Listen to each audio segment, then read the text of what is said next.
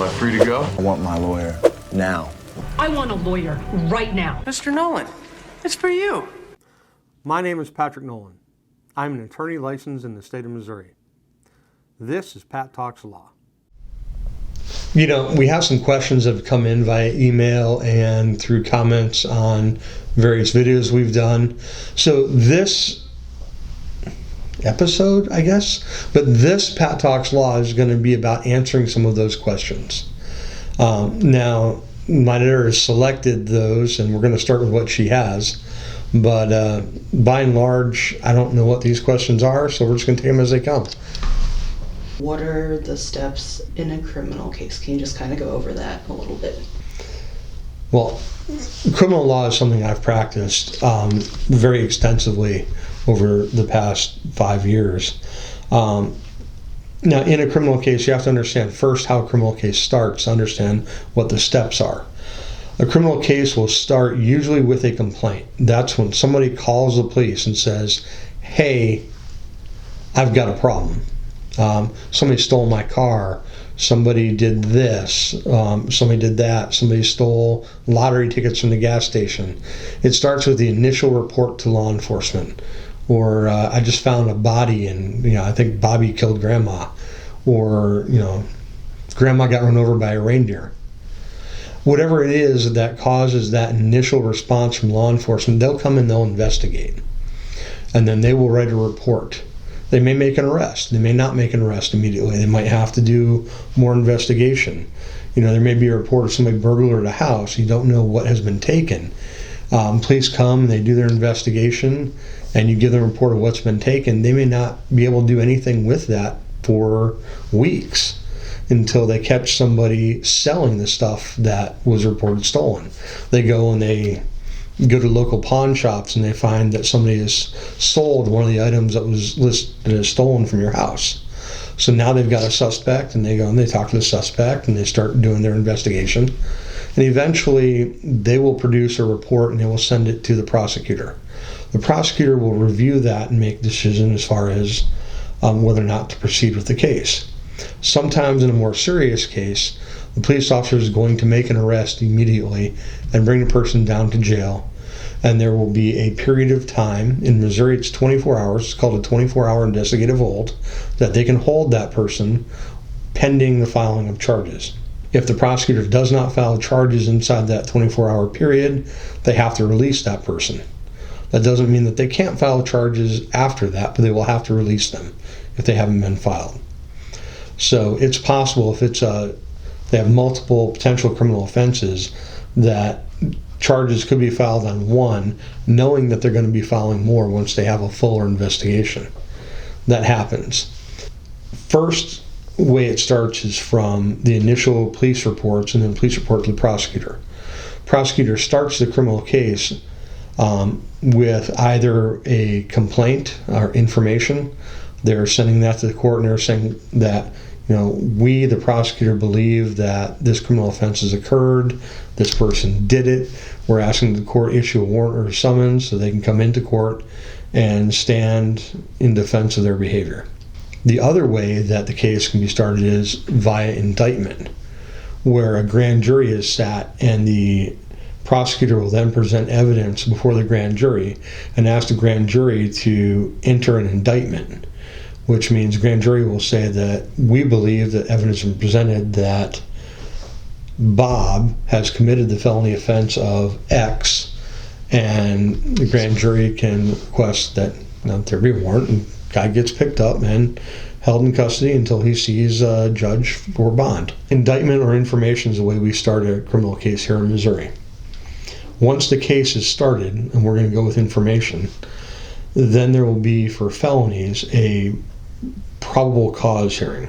Now, the classic defense attorney response to the probable cause hearing, preliminary hearing is the actual proper name. Other states, probable cause. We kind of jokingly probably hearing because that's really what it is. The state has to show probable cause to believe the felony has been committed by the defendant. That is here. It's more likely than not. It's not up here beyond a reasonable doubt at trial, but it's here. If the judge hears any evidence that you did it, they're going to bind the case over to circuit court. The judge's role in that at a preliminary hearing is not to evaluate the veracity of the evidence or gauge the weight of the evidence. That's the purview of the finder of fact, either the judge or the jury later on.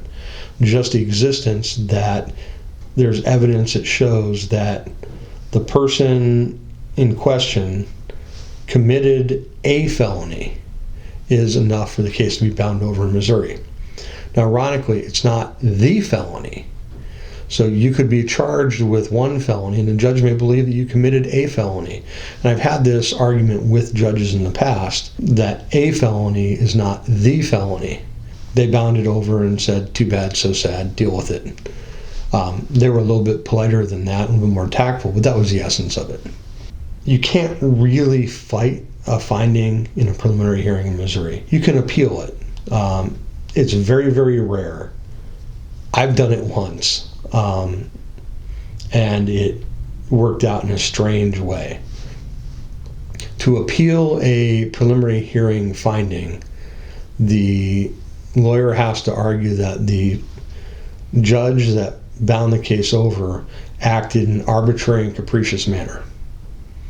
So what that means is that there's no evidence, in the one I appealed, it was entirely based upon hearsay, and they were asking for the officers to guess at the mental state of the alleged victims. Completely beyond the pale. So the prosecutor kind of looked at me, and he responded in the fashion I would have expected.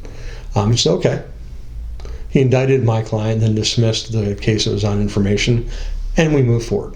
Because of indictment, the grand jury hears the evidence the prosecutor presents and nothing else. They don't get to hear any of the contrary evidence. They just hear what the prosecutor presents. They're saying that you can indict a ham sandwich. Well, it's probably not inaccurate. It should have been tuna, man. It should have been tuna. So that gets us into circuit court when the case is bound over, which is where it starts with indictment, but we get that way from information going through that process. You can waive the preliminary hearing.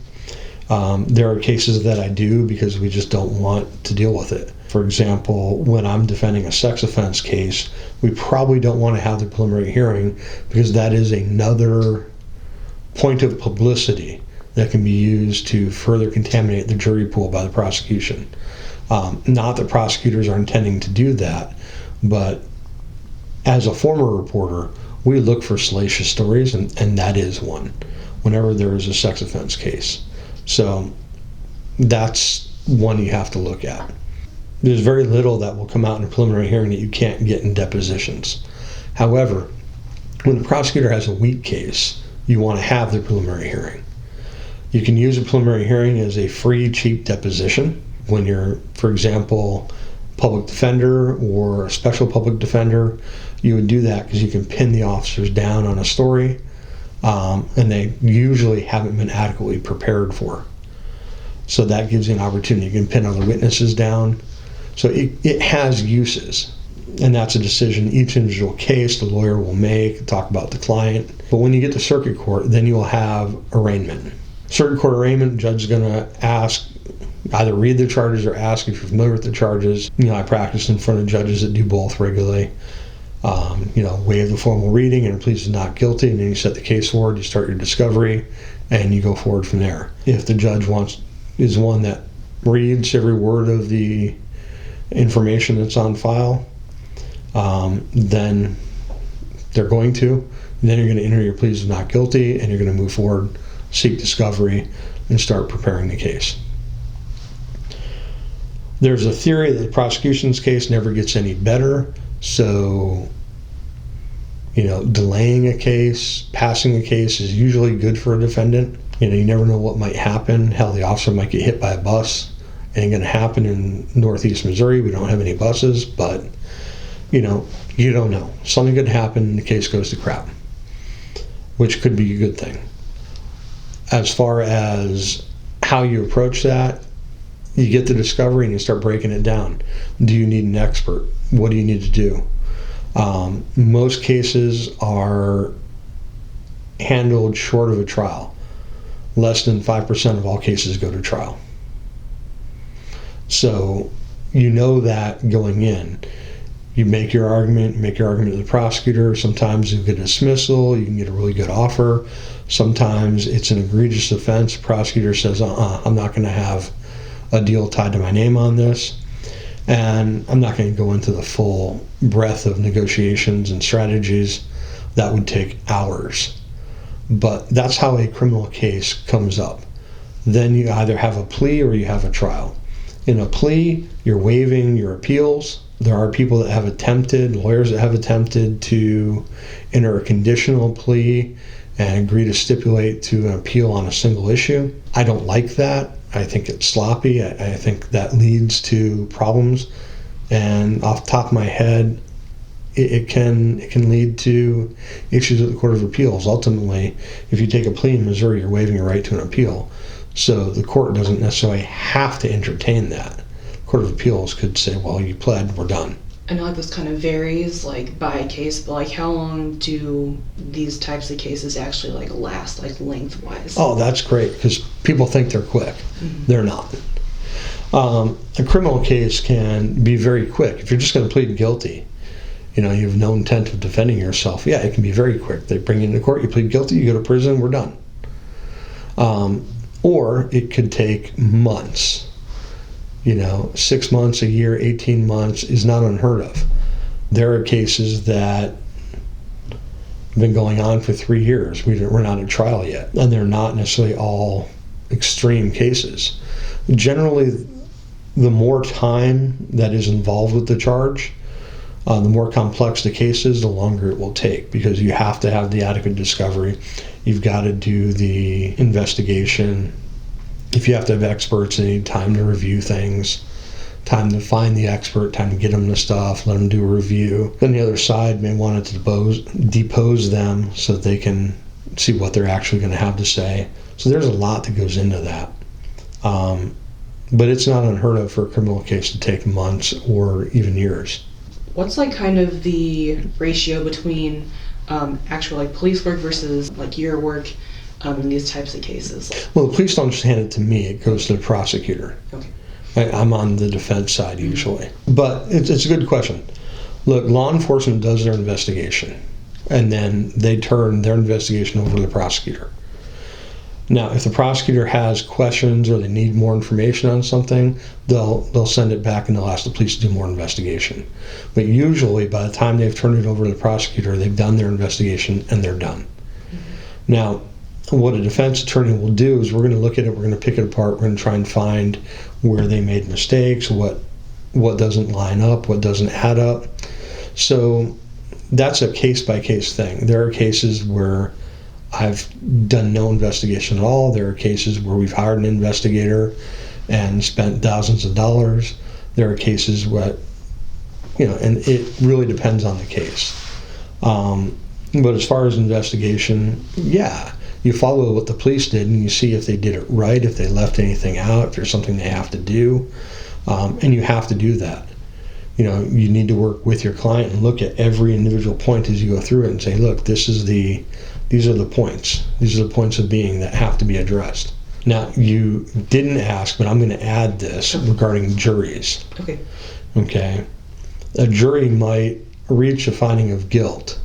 In Missouri, for a first felony offense, you can have jury sentencing. And they would enter a second portion of the trial where you'd present evidence to the jury as to what sentence they should reach. Prosecution's going to ask them to sentence to X, Y, and you're going to be saying, or the defense attorney will say, really, no, you should sentence my client to the minimum, or you should sentence him to this, and here's why. And you'll present mitigating evidence and such. That sentencing phase is as important for prep as the trial, especially if it's a serious offense. That's where you can make a lot of headway. If, for example, we're talking about a B felony in Missouri, punishable by a range of 5 to 15 years in the Department of Corrections, that's a 10-year swing. So you want to put the time into preparing for the penalty phase, because you want to argue for lower on that side. Now, a judge very rarely goes against what the jury says at sentencing. They can't go above it. Very rarely will they go under it. So if the jury says 7 years, the judge can still say, no, we're going to do 5. But I've not heard of it happening around where I practice. So while they can, they don't. Okay. Now, a judge can also say, well, you sentenced him to 5 years on this and 6 years on that. No, we're going to go ahead and run that consecutive. Run it wild. So instead of 5 years, you're going to have 11. That's something that can be done. But by and large, judges respect the jury's decision and don't alter it. Who would you say has like the last say in like a decision? Is it the jury mainly, or like The Court of Appeals. Court of Appeals? Okay. When it comes down to last says, I think it'll be Court of Appeals or the Supreme Court. The judge is going to approve the verdict. Okay, the jury finds guilty, judge is not.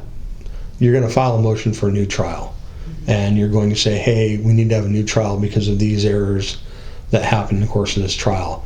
Judge, you denied my objection and you allowed this evidence in over my objection, and that created an unfair trial, so you need to give us a new trial. You know, motion for a new trial, you do it in every trial case you lose. You don't win them. I have only heard of a handful that win those. There are some attorneys that win more, and look, if there actually is an error, I think the judges will. You know, if they acknowledge that they made an error, they're going to do that. Most of the time, the alleged errors are differences of opinion as opposed to a clear legal error. But you file your motion for new trial, so you help preserve that issue for appeal. The judges understand that. They don't hold that against the attorneys unless they're being disrespectful in their motions. Then, after the motion for new trial, then you start prepping for your appeal. The criminal case, if your guy's convicted, you're going to find grounds for an appeal. You really need to. Court of Appeals will hear pretty much every case that's appealed. However, Supreme Court doesn't have to. Supreme Court picks. Court of Appeals will hear it. They'll look at the pleadings. Maybe they won't have oral arguments and just render a decision. That happens. So you got to have some merit to your appeal if you expect to actually get through.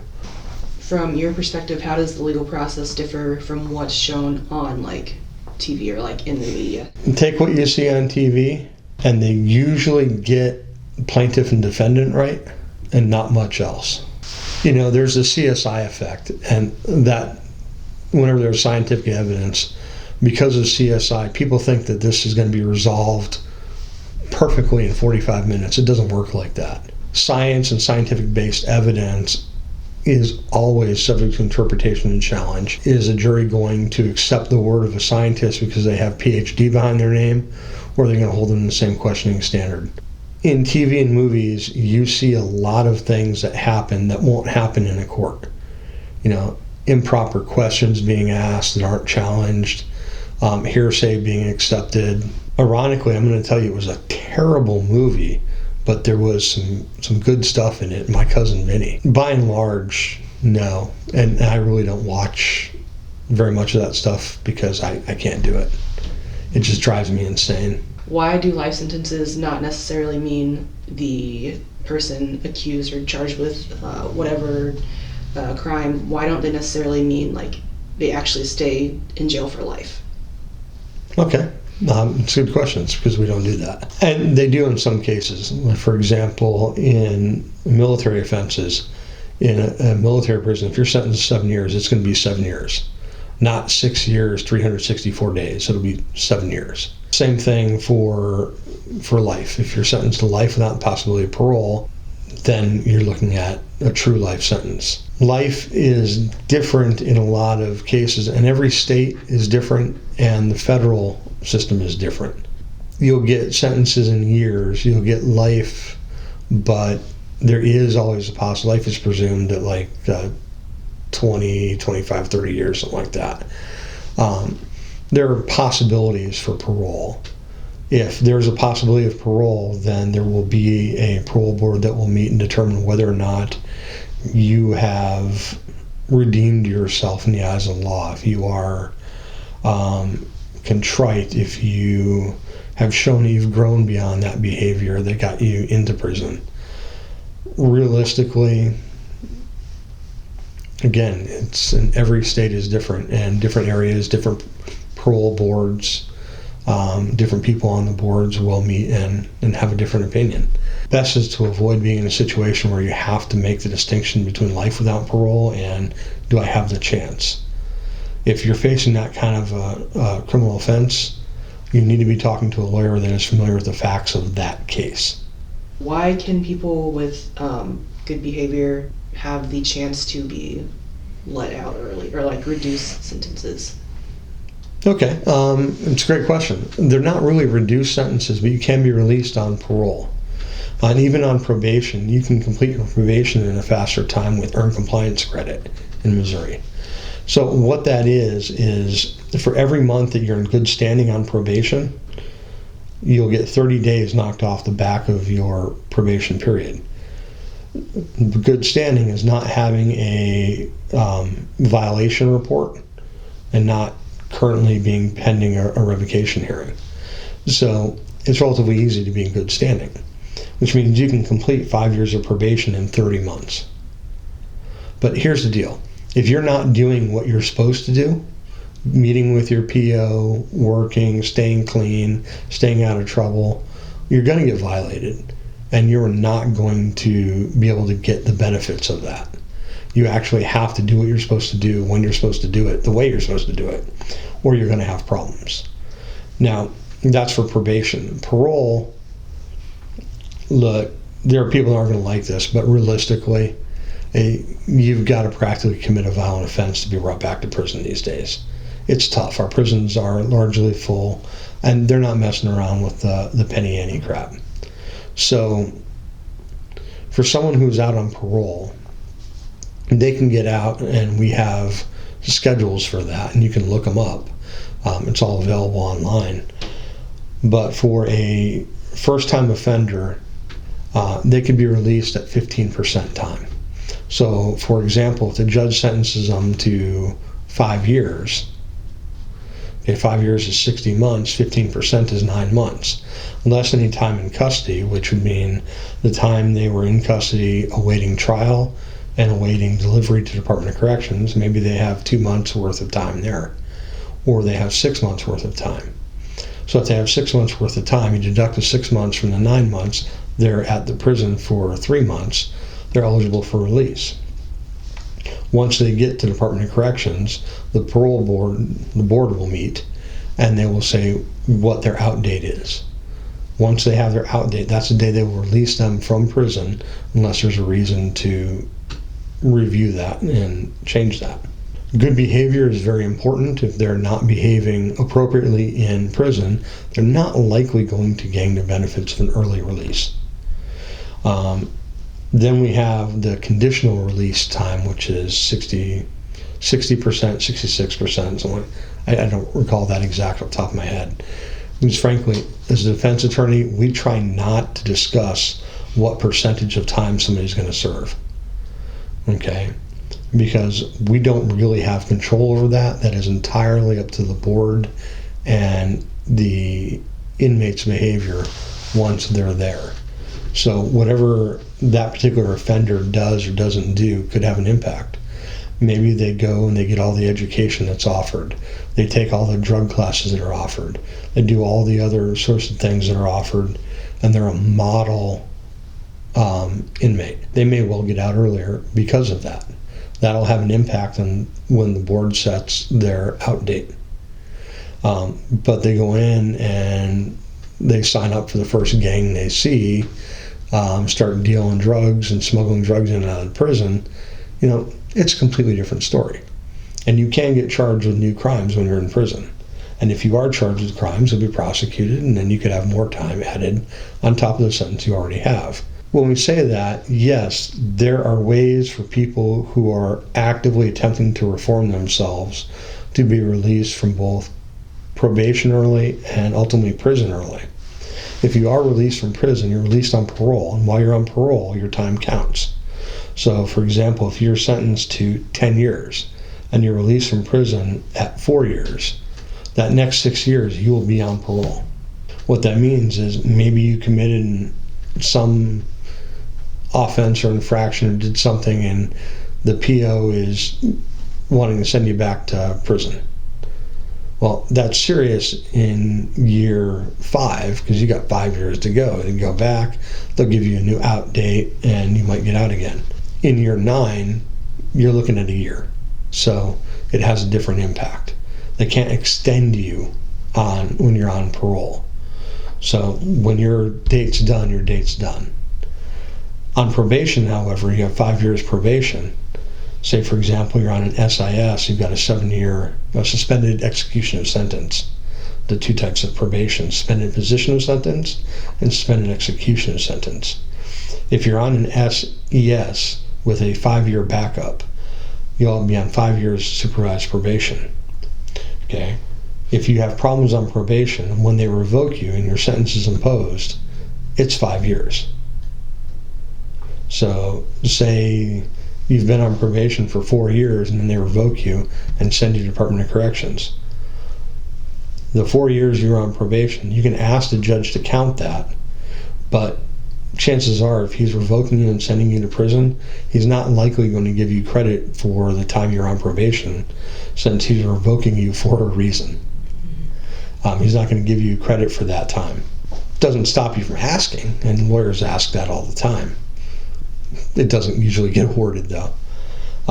So when you get through with that, probation can be a double-edged sword, because you see people that are tied up in the system for 10 years. That's how.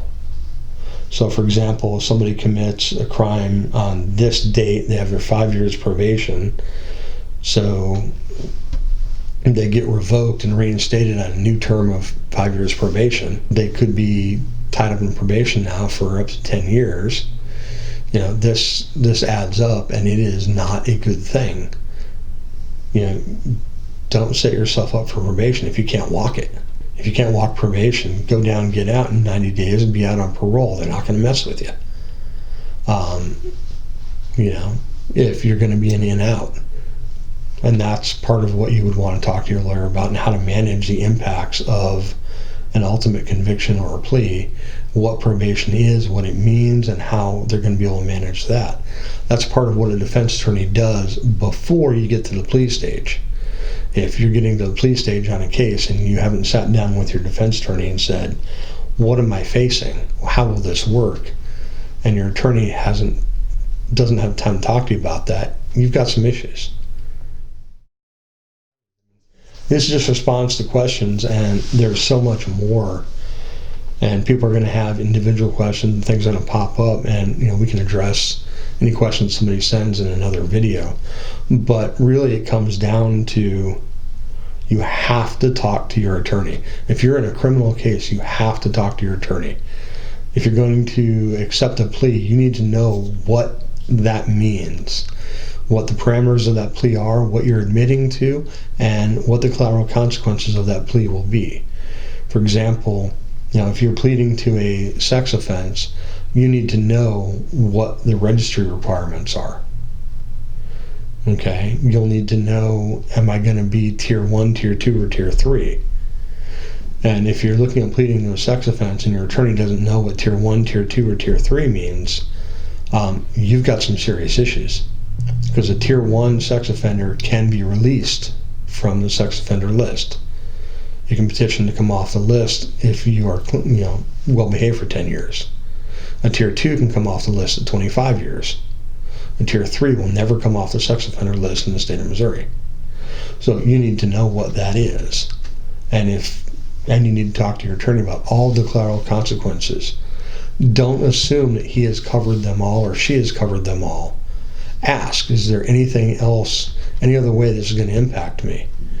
Okay, it's your life. Be proactive about it.